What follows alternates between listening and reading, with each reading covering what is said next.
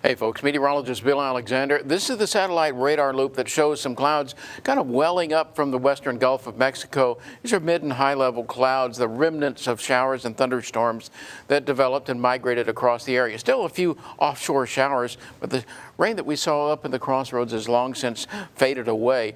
And in its wake, boy, a scorcher of a day. We made it to 99 degrees today here at Corpus Christi at the International Airport. 75-year low this morning. That 99, 4 degrees below the record set back in 2023. But boy, it was a hot one out there today.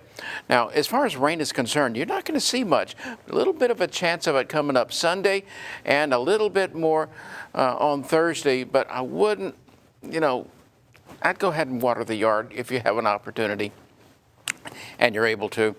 Temperatures generally in the 90s and hundreds, 87 in Amarillo. As look along the coastline, and you're going to see temperatures still around 90 degrees right along the water here, and it rises quickly into the upper 90s as you go into the inland areas. But what you do see here is an overnight with nearly calm winds. Starts off breezy, drops off considerably after midnight, and it allows the temperatures down into the mid-70s under mainly clear skies. But the humidity along the coastline holds the temperatures there into the middle 80s.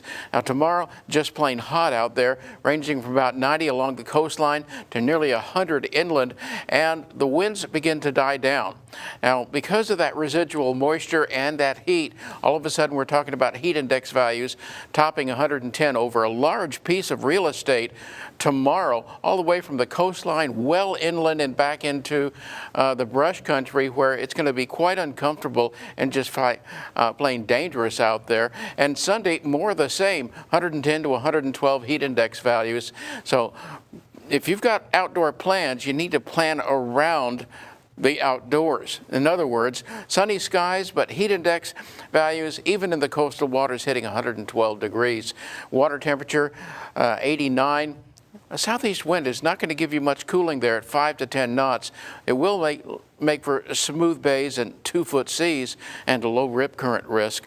But the bottom line is these winds are dying down, and that is the good news. It lets the temperature ease down a little bit in the morning, but in the afternoon, you're only looking about 8 to 14 miles an hour, and then even less than that on Sunday. So whatever cooling you get, you're going to have to bring with you. This big upper level high is the dominant factor. Notice that it stretches across much of the southern and southwestern U.S. and all the way into the deep south. Now, what that means is that it's inhibiting the ability of the atmosphere to produce showers and thunderstorms. So what we're going to have to deal with is a lot of hot and humid, but no rain, at least until this wave moves into range and gives us a chance of rain. But we'll have to wait and see on that one how that actually bears out. It's a week away. So in the short term, we're looking at opportunities for a few showers on your Sunday, just a few. But after that, it's fairly dry until the end of the week comes up, and even that is not going to be very much. So, what we're left at? Let's take a look at Ernesto, Eduardo was last year.